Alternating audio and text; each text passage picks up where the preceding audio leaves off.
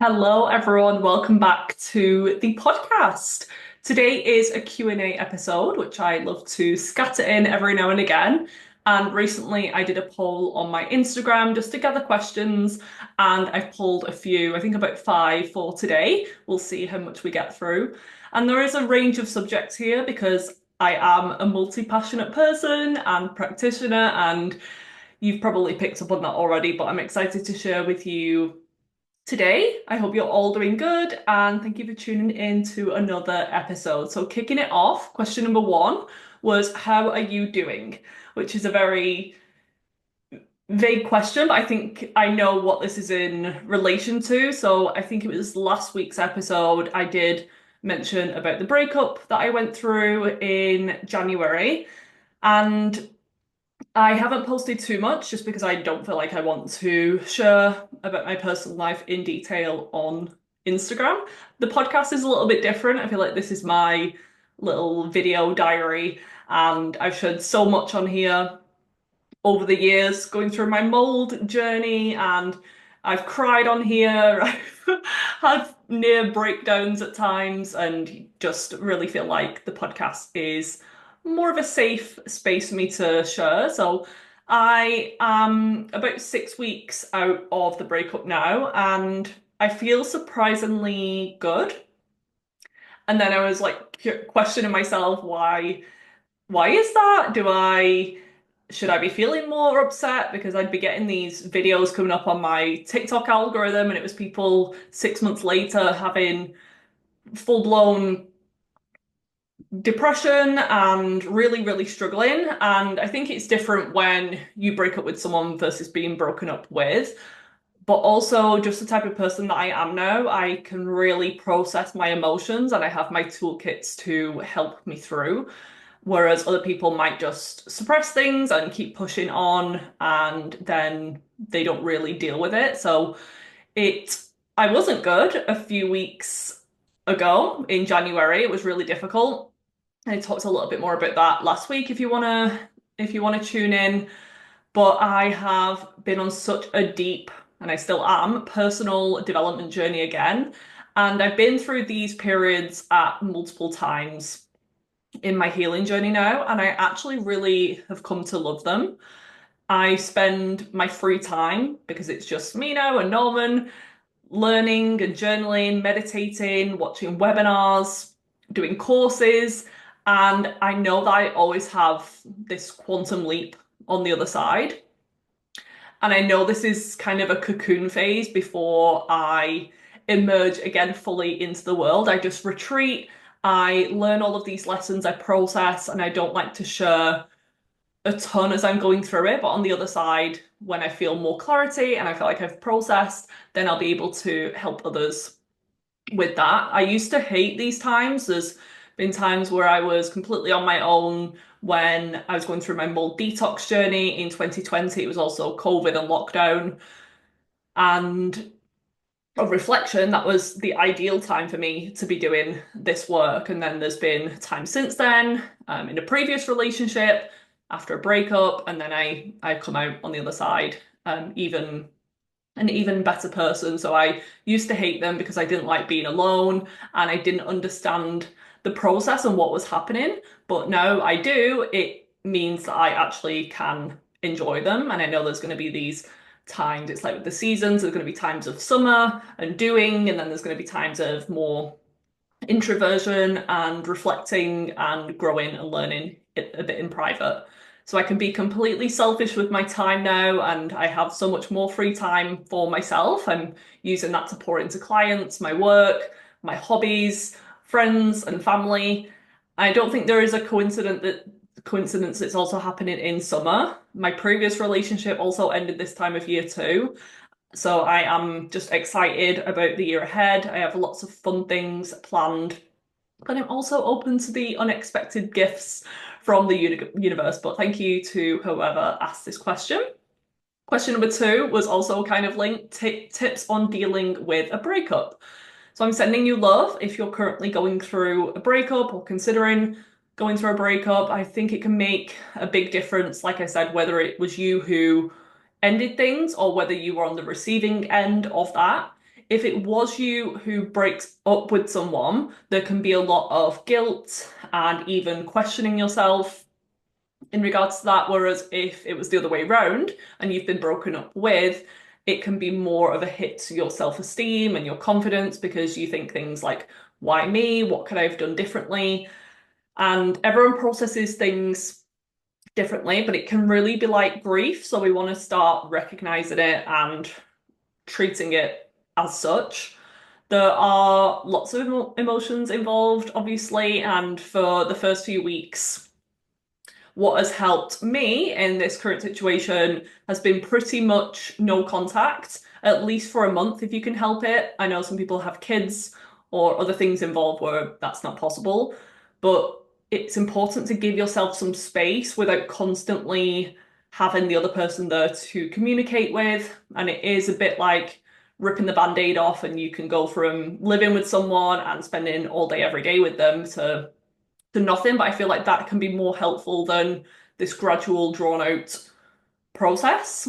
I would also say these are all things that help me, by the way. So you have to do what's best for you, but staying busy, but also taking time to feel your emotions, grieve, process. You don't want to just shove everything down and suppress your feelings only for them to come out down the line, pop back up because emotions reside in the body if they're not dealt with. So I've used energy healing, I've used acupuncture, journaling, meditation, EFT, cord cutting practices, and one that I found really helpful, and I've done this once and felt like that was enough, the Hawaiian forgiveness prayer, which is called Ho'oponopono, which I heard about years ago, but I practiced it for the first time at the Mallorca retreat that I went on last year, and I found it to be really powerful then. I didn't really know what I was forgiving back in 2024, but it made me cry then. So when I used it this time round,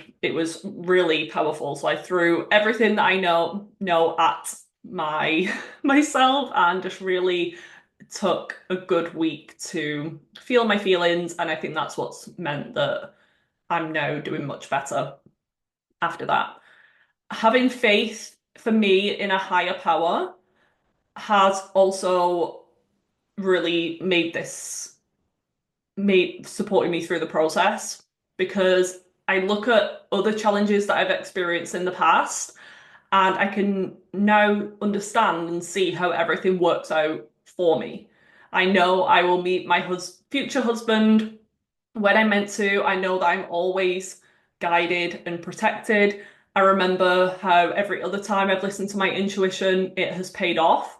So that's a big part of the reason that 6 weeks on, I'm actually doing okay. There's been times, obviously, when I've been upset, and that's completely normal and understandable. So I just remain kind and patient towards myself, but I hope that helps if you're currently struggling through a breakup. Question number 3, shifting gears a little bit, my thoughts on creatine and BCAAs, which are branched chain amino acids for gym routines, gym goers.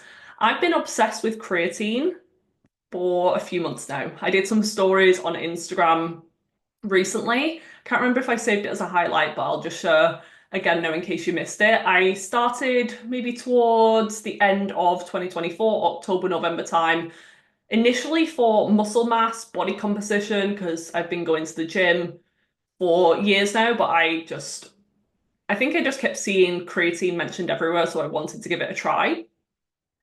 And then I noticed major improvements in my immune system and my hormone levels. So with my immune system, I noticed that I firstly just didn't get sick at all over Christmas period.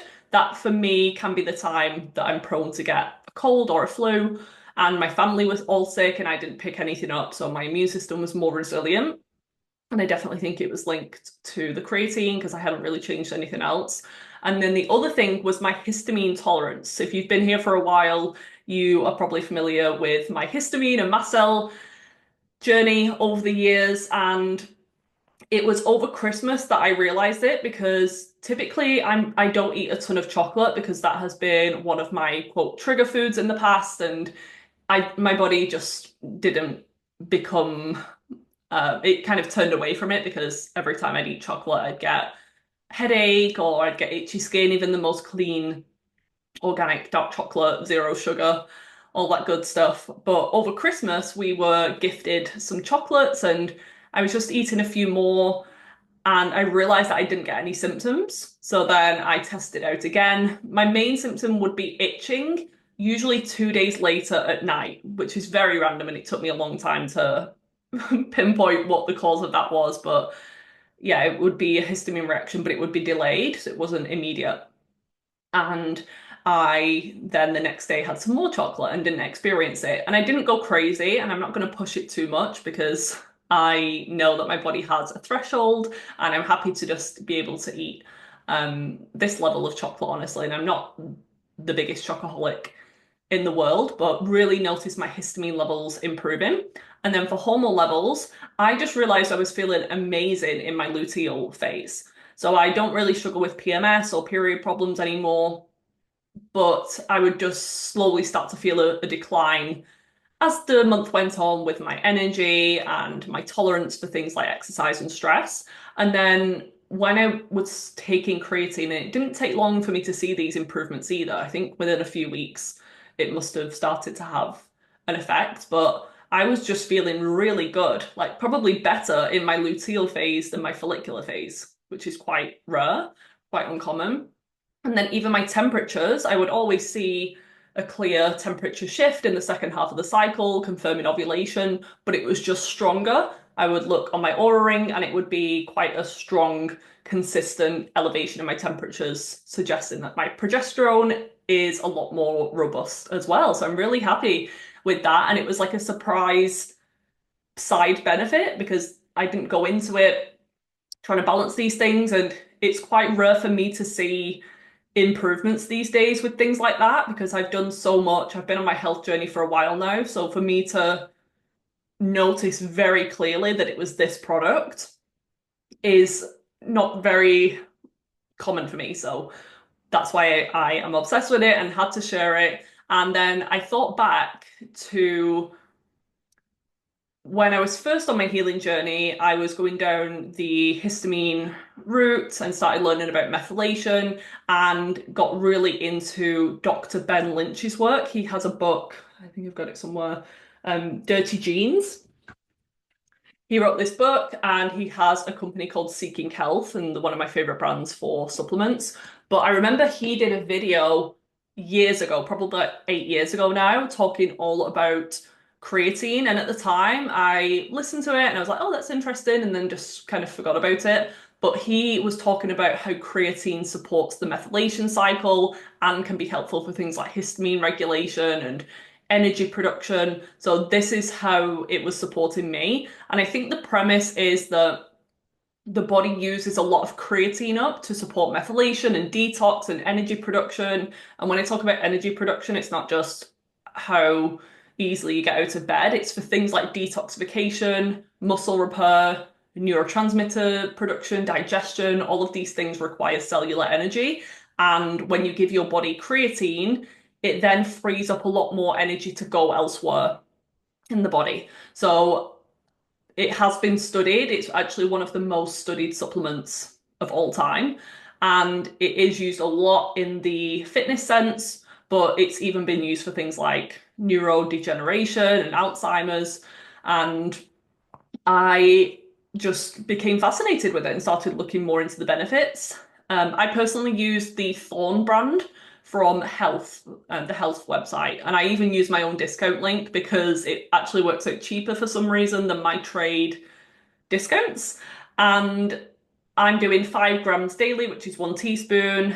And based on my research, it doesn't necessarily have to be taken within 30 minutes either side of your workout. I even take it on days that I'm not exercising. So for me, I've been doing 1 teaspoon a day mixed into my matcha latte. So I have kind of a superfood matcha latte alongside my breakfast. So it's got collagen powder, creatine, Ceylon cinnamon for blood sugar regulation, raw milk, and ceremonial grade matcha. And it's one of the highlights of my day.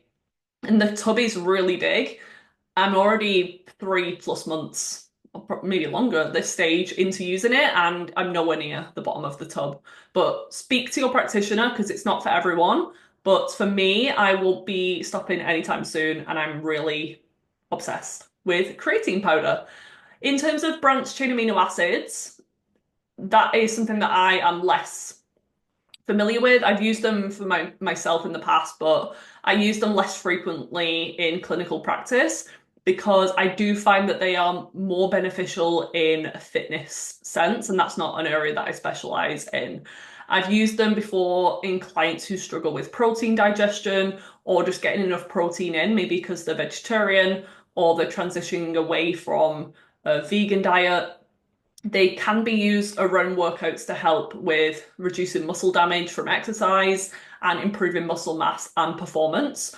But I would personally focus mainly on dietary protein sources to begin. And then if you want to consider BCAAs, go for it. But if you're not already eating an optimal amount of protein in your diet, then you need to start there because along with the protein and amino acids from meat comes a ton of minerals and bioavailable nutrients. So the ideal protein intake that I recommend is your ideal weight, so not your current weight, your ideal weight in grams of protein. So let's say you are 140 pounds, which is around 10 stone or 64 kg, then you want to aim for about 140 grams of protein daily. So it's your weight in pounds and that number in grams of protein per day. If you suspect that you're not absorbing your protein well, then you need to do more work on your gut health, working on stomach acid levels, your microbiome. That's going to help with that rather than just having a band-aid solution and giving yourself more amino acids. If you've been listening to this podcast for a while now, you've probably heard me talking about the importance of minerals. I know that you're trying to balance your hormones, detox your liver, heal your gut, but minerals are actually key for these things to happen. They really are the spark plugs of the body. Basically, what I'm trying to say is that unless you're working on mineral balancing, you're probably not going to see results when it comes to things like energy, skin, digestion, and period problems. So many of us are mineral deficient or imbalanced these days due to soil depletion, chronic stress, poor gut health, medication usage, and big mistakes that I see clients making is supplementing in the wrong way and following intense healing practices. Trying to DIY your health with self-supplementation, restricted diets, and crazy detoxes can actually throw your mineral levels out of whack. It's important to know which specific minerals you have to determine the treatment that you need, and that's exactly why I created my mineral balancing course, I'm Balanced, so that you can get your hands on my favorite functional lab test, the Hair Tissue Mineral Analysis. Yes, this can be done from anywhere in the world. Here's what you get in this program. 1 complimentary HTMA test, over 8 hours of video education, helping you to understand your unique lab results and exactly what you need to do to balance things naturally. Plus the tools to support you and your family long-term with a deeper understanding of minerals. All this is just £447, including the lab test. Then long-term, you can just purchase additional tests for yourself and your loved ones because this is a test that I recommend everyone does 1 to 2 times a year to make sure you're staying as balanced as possible. You could get started today with your hair sample and have answers within a few weeks once the results come back. Get instant access to the course material by clicking the link in the episode show notes.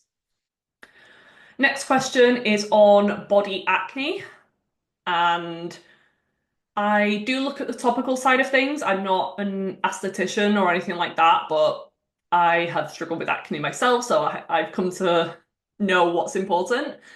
There are certain body products and hair products that contain pore clogging ingredients, even the most clean, non-toxic. In some ways, they can be some of the worst because they have ingredients like coconut oil or shea butter in there, which can be acne promoting in some people. And yeah, it doesn't matter if it's cruelty-free or vegan or paraben-free, it can still contain ingredients that clog your pores. Even your laundry detergent, hair oils, conditioners. There's a website called ClearStem. It is a skincare line, but you don't need to use their products necessarily, but they have a really good search bar on there that you can copy and paste the ingredients list in, and then it'll tell you if it contains pore clogging ingredients, or if it does, are they right up at the top of the list? Because that indicates that it's quite heavy in them. Over my skin's been consistently clear for ages now, but there's been times where I've had a few pimples at the side of my face in my hairline and then also on my chest. And it turned out to be from my on my face hair oil. So I would oil my scalp for hair growth, and then I'd sleep in the oil, and then my hair would get in my face and it would clog the pores on the face because some of the blends have things like coconut oil in there. And then on my chest, it's when I've been in the sun and I've used an after sun or a moisturizer that has thick oils in there or ingredients that are pore clogging. And on my chest, especially on your back, you can have more oil glands as opposed to on your forearm. That's why these areas tend to be affected by acne. So the topical is important, but I'd say it's only 5 to 10% of the picture. 90 to 95% of it is going to be internally driven. So consider what you're using on your skin. Are you exfoliating at all? You could consider a gentle exfoliate 1 to 2 times a week, something like a glycolic acid toner on a cotton pad, and just rinse that off and make sure you're not using any thick moisturizers and see if that makes a difference. But body acne in particular, from an internal perspective, is very linked to gut health from my experience. The gut then also has an impact and an effect on your detox pathways and your hormone levels too. So you might have heard or seen body acne be linked to the lymphatic system, the liver, or hormone imbalances such as high cortisol or high testosterone, which is true, but those things aren't the root. It's more likely the gut that's the problem. I started working with a client just before Christmas, and her main symptom was body acne. She had previously struggled with acne on her face, but that was kind of under control now. And I think she was just managing it really well with a good topical face skincare routine that she'd worked with a practitioner on. So her main issue was her body acne. She didn't really have any other symptoms present, but we did functional lab testing and her stool test results. We did minerals and blood too, but her stool test results were insane. Even though she wasn't struggling with constipation or bloating or anything, she had parasites, she had H. pylori, SIBO, bacterial overgrowth, candida overgrowth, low enzyme levels, literally all the imbalances that you could have, she had. And we're currently in the process of working on all of those things. So I can't wait to see her results with her skin. But that is going to be at the root of her chest and back acne. And she is just gonna, I think people don't realize how good they can feel until they do this work and they're like, oh yeah, maybe I did have fatigue as well. But skin healing can take time because to the body, it's more of a lower priority thing than your heart or your brain function.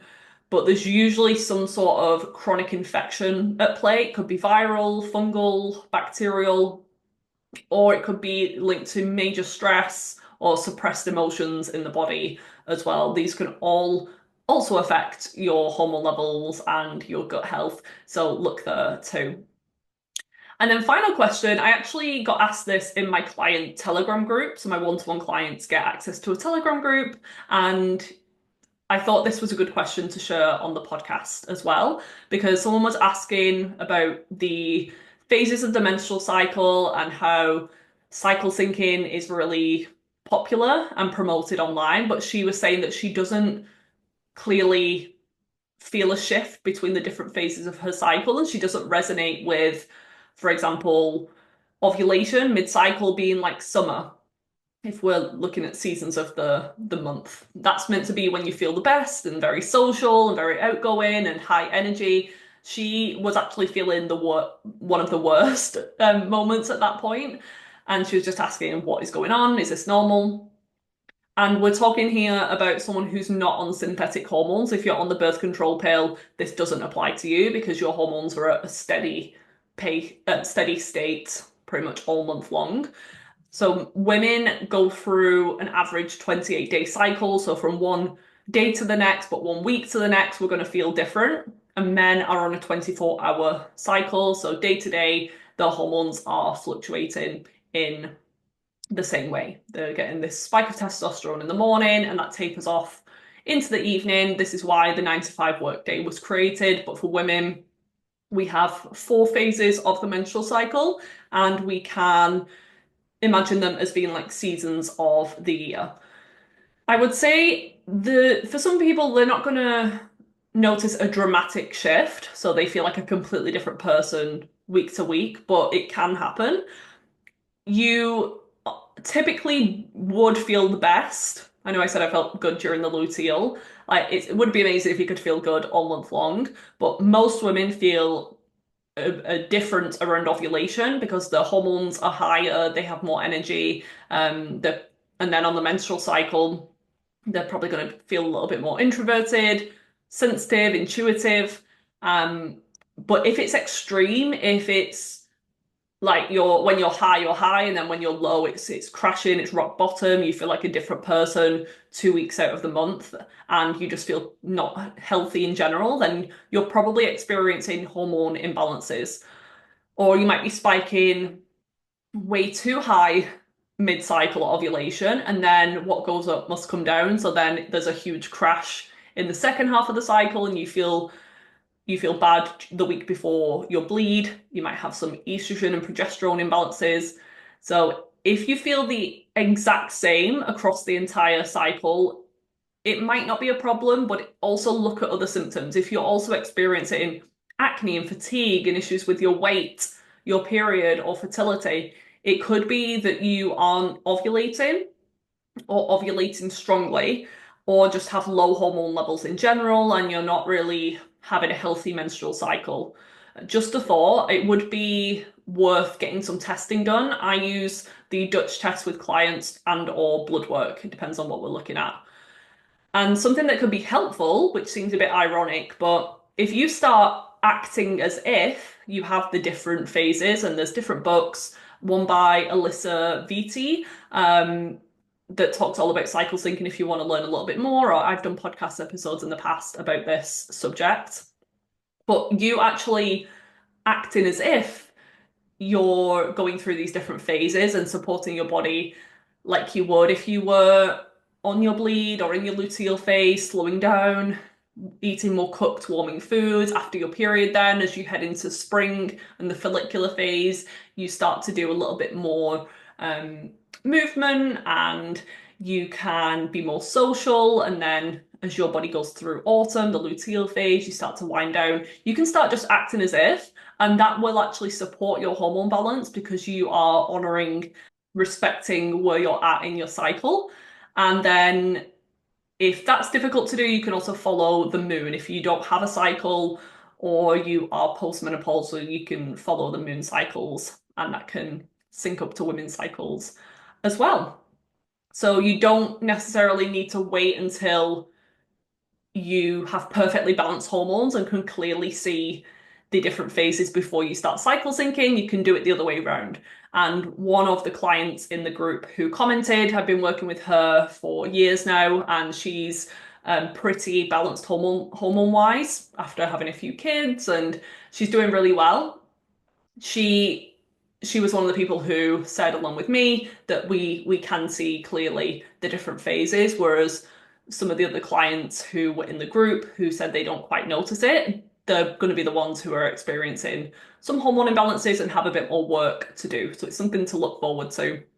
But everyone is different, and it might just be a slight difference that you're feeling, or it could be you really do resonate with everything that people talk about online. So I hope that helps. Again, a bit of a random group of subjects, but that's okay. We're here for it. If you scroll back through the podcast archives, I have done specific themes for Q&As before on different things like gut health or hormones, if you want to check those out and learn more. If you're looking for support from me, then I am currently taking on new clients for March. So if you want to spend the next 6 months working closely with me and transforming your health on a physical and energetic level, because I'm not just a naturopath, I'm a certified life coach, subconscious mindset practitioner, and all the details are going to be in the show notes for that. I have space for 2 new clients, And you can book a free 30-minute call if you're potentially interested, you want to chat a little bit further. All of the links are going to be in the show notes. To learn more, I would love to have you if it's a good fit, and just imagine where you could be with your health, with your life, with your confidence by the end of summer if you really commit to yourself this year. It's time to address the underlying root causes so that you can free yourself from these symptoms and live your best life. Thank you for tuning in, and I'll see you back here next week.